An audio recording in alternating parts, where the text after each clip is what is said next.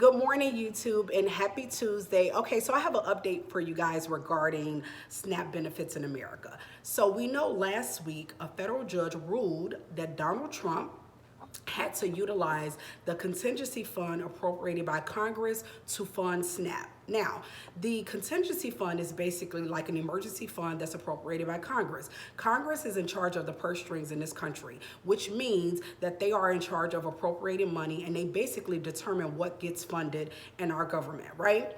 And so the federal judge basically said that Donald Trump had to utilize those funds to basically fund SNAP.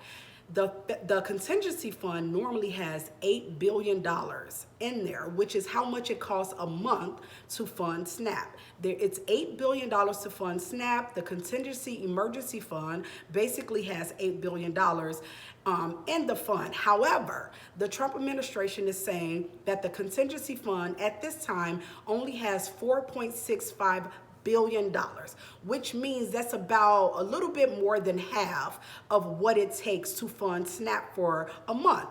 So a federal judge basically said the Trump administration had to fund SNAP.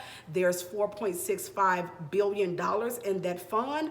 And so the Trump administration and of course Congress is basically saying that they are going to fund SNAP, but it's going to be at 50% for the month of November. So for the month of November, people will get their SNAP benefits, but it's going to be at 50%. So it's going to be at half of what you normally get.